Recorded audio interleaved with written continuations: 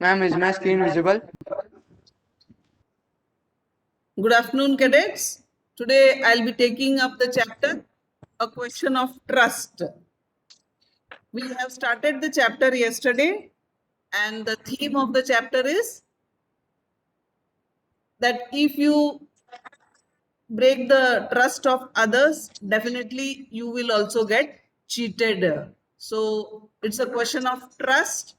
A thief gets hoodwinked or cheated by the another thief.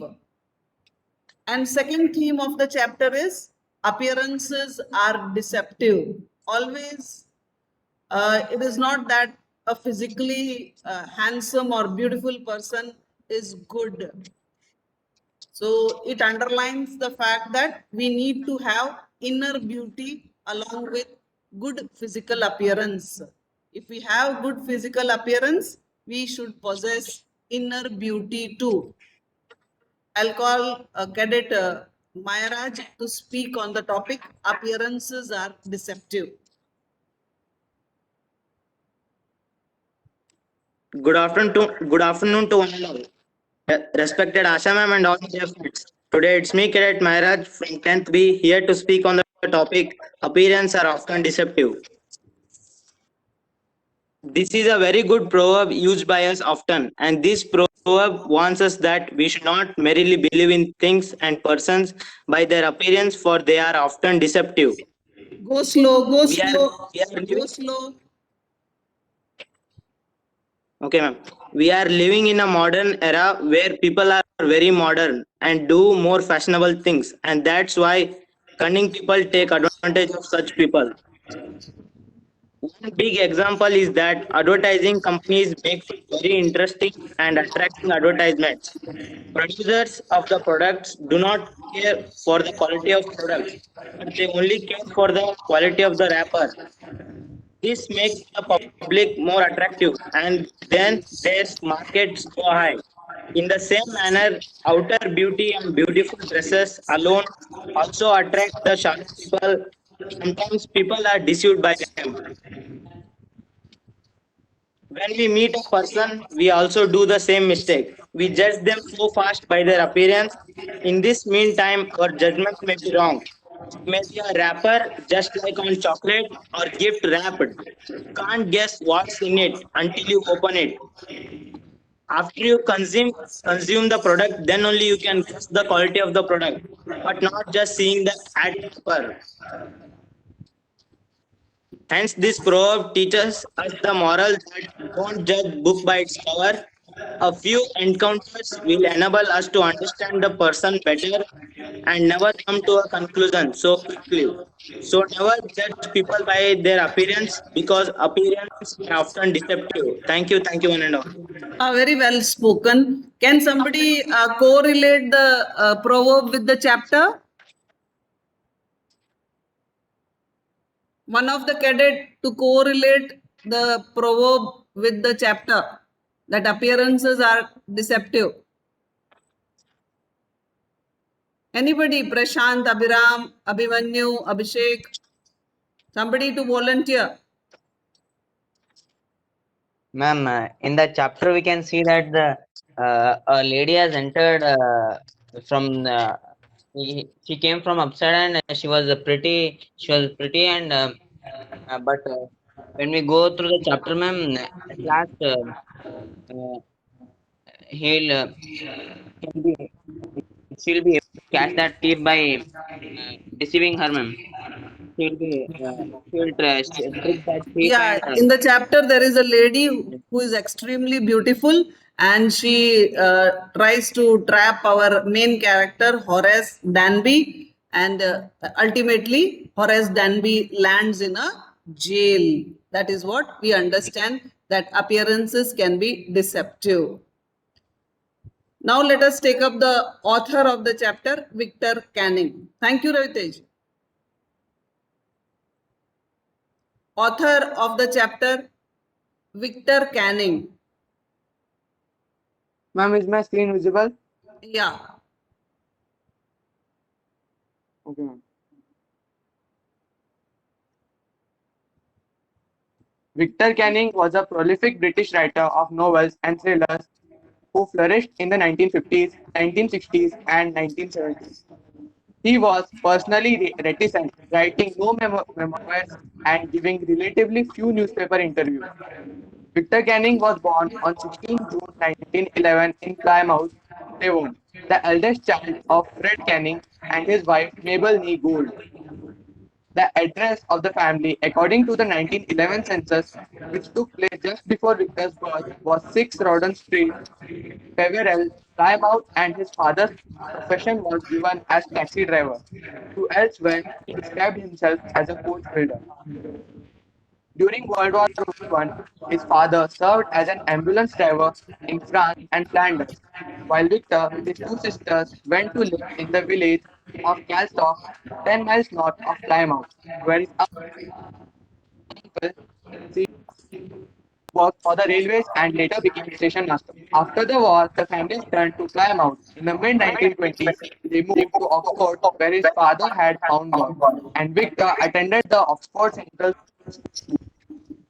Here, he was encouraged to stay on at school and go to university by Dr. Bernard Henderson, who promised to get Victor a place at Oxford University. But the family could not afford it, and instead he went to work as a clerk in the education office at age 16, first in Oxford, later in Western-super-Mare. Over my Yes, get it, Nikhil. Do you have that this screen on screen, Victor Canning, or you had jotted down? ma'am, it is on my screen, ma'am. It's on your screen, but we couldn't see. We could just see you. Okay, then now let us switch on to the chapter. So the story Question of Trust by Victor Canning is about the main character Horace Danby, who collects rare books. And for that, what does he do? He annually robs a safe of a wealthy person.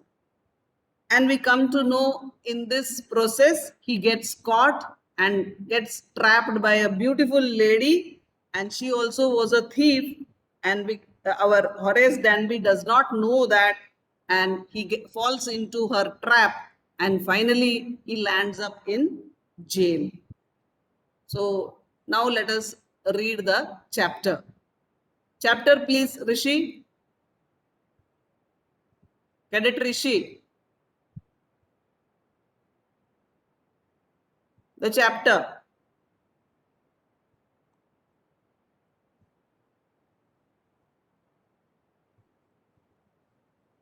Okay, I'll tell you the summary of the chapter. Horace Danby was a very rich, handsome person, but as the author has already told us, he was not very honest because of his weakness of reading books. He used to annually rob a safe. So everything was good about the character of Horace Danby, but he had a weakness, and that weakness was robbing a safe. So Danby cannot be called as a usual thief. He was not a usual thief who would go and do it every night. He required it annually, and he would go for a big game, not a small game. It was always a big game where lot of money was involved so that he can buy the rare collection of books. He had a good reputation in the society, but he was not honest, was a well-known fact among his friends. So he plans a big game because he wanted to buy 3 books which had come in the market very recently, and he makes a thorough survey of the house which he is supposed to rob. He comes to know the family lives in London and there is a dog in the family, and he does everything so neatly that he cannot be caught. That is what he is doing.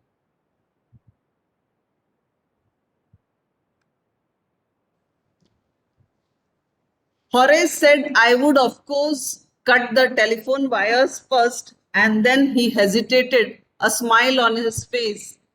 I would make sure that you could do nothing for some time. A few hours would be enough. She looked at him seriously. You would hurt me. Horace paused and then said, I think I was trying to frighten you when I said that. You didn't frighten me, Horace suggested. It would be nice if you would forget you ever saw me. Let me go. So the lady comes and it is a bad time for Horace. She locates that he is a burglar and he is going to break open the safe. So the lady says that she is not afraid of Horace Danby. The voice was suddenly sharp. Why should I? You were going to rob me. If I let you go, you will only rob someone else. Society must be protected from men like you. So Horace was about to leave, and the lady said that you are a very dangerous person. You should be handed over to the police. So Horace smiles and says, so this shows that even when you are in tension, you should not panic. Horace has been caught red-handed, but still he is not panicking. He is maintaining his cool and he is answering. What is he answering? He says that I am not a man who threatens society. I steal only from those who have a lot of money. I steal for a good reason and have the thought of, Ma'am, video is not clear, ma'am. yeah, Audio. audio is not clear. The school internet is like this. We have to adjust of this time. Okay, ma'am. So he says that he does not rob everybody. He just robs rich people, and that is also for a good reason. So, good reason we know he wants to read books. She laughed and he begged, thinking that he had persuaded her. Look, I have no right to ask anything, but I am desperate. Let me go. I promise never to do a kind of thing again. I really mean it. So he became afraid literally and he wants to quit. The lady laughed and he begged, thinking he persuaded her. She was silent, watching him closely. Then she said, you are really afraid of going to prison, aren't you? She came over to him, shaking her head. I have always liked the wrong kind of people. So she says that she likes him. She picked up a silver box from the table, took a cigarette from it. Horace, eager to please her, seeing that she might help him, took off the gloves, gave her his cigarette lighter. So, cadets, this is the twist of the story. If he had not removed the gloves, he would have never been caught. And the lady wanted somebody to light the cigarette and he removed his gloves, and now he will be caught red-handed because there will be fingerprints. She took up a silver box and took the cigarette and he took off the gloves. You will let me go? He held the lighter towards her. Yes, only if you will do something for me. Anything you say. Before we left for London, I promised my husband to take my jewels to our bank, but I left them here in the safe. I want to wear them to a party tonight, so I came down to get them. So Horace was just confident. This lady is double confident. She is not the owner of the house and she wants our Horace to rob the jewelry for her, and she makes him do that. Horace smiled. You have forgotten the number to open the safe? haven't you? Yes, replied the young lady. Just leave it to me. You will have them within an hour, but I will have to break your safe. And Horace blindly believed and trusted the lady, and he was ready to break the safe for her. Don't worry about that. My husband won't be here for a month. I will have the safe mended by that time. So the lady is fabricating and cooking up a lot of stories. She said that, okay, yes, Yeah.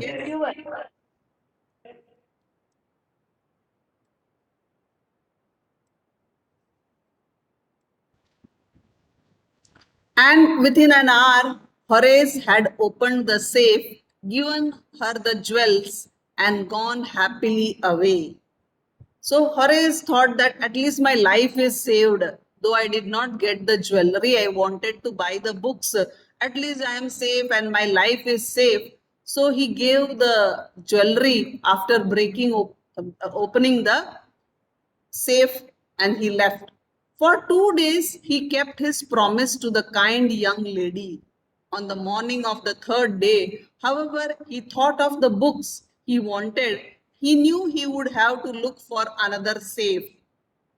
So, safe is a cupboard where we keep the items safe. But he never got the chance to begin his plan. By noon, a policeman had arrested him for the jewelry robbery at Shortover Grange. So now our Horace is a bibliophile. He wants to read books. So he wants money. So he planned that he is going to rob a safe. By that time, everything goes wrong, and the police comes and arrests him because his fingerprints had been found on that jewelry and safe everywhere because he had broken the safe without hand gloves. So this is the way, what you call, we have proved that if you cheat somebody, definitely you will also be cheated. So Horace Danby had been cheating many people, breaking their safe open and all. So ultimately, the lady has made a master plan and he has been cheated and he lands in jail. And this is just because he did not have the hand gloves. So by afternoon, he is caught and he is taken up by the police. Later on, he comes to know what that the lady was not the owner of the house. She had beautifully cooked up a story and she had vanished with all the jewelry of the house. And ultimately, our Horace is in the prison and he is an assistant librarian. And the story ends at a very humorous note, that he is very angry that and he is shouting that there should be honor among thieves also. Even thieves have some standard and principles. That lady did not have that. He means so. So this is how the story is ending, and we have understood that appearances can be deceptive. He was taken, he was charmed by her appearance and he pays it and he lands up in jail.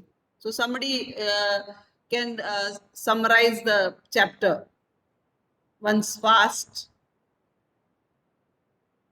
Cadets, cadets, Akash.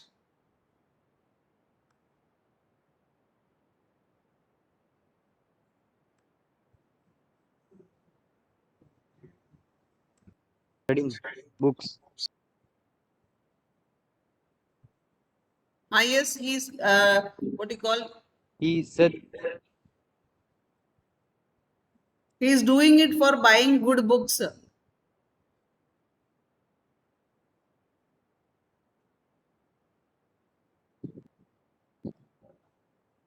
So the chapter is a Yes, question ma'am. of trust.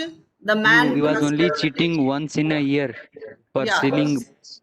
Okay, he was doing the robbery or burglary once a year.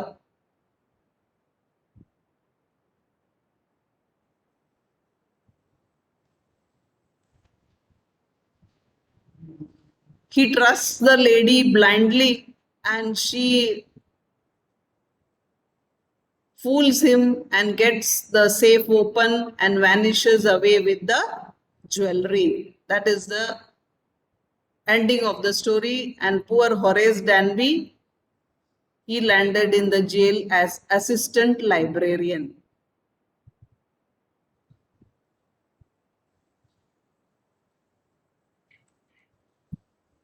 Please. In this story, ma'am, Orange Danby has a good reputation in the society. He was good and an honest 50-year-old citizen. He was unmarried and lived with a housekeeper who took care of his health. He suffered from attacks of hay fever in summer. Orange Danby was successful lockmaker and had two helpers. However, he was not a completely honest man. Orange was an unusual thief because of his hobby. He loved collecting rare and expensive books. So he robbed a safe every year and secretly bought the books through an agent. However, 15 years ago, he was sent to prison for a robbery for the first time. Orange had planned a robbery at Shootover Grange. He was sure that just like his earlier robberies, this one would also be successful. He has carefully studied the rooms, electric wiring, the path, and the garden of Shotover Grange for 2 weeks. He knew that the family had gone to London and that the servants living there were going for a movie.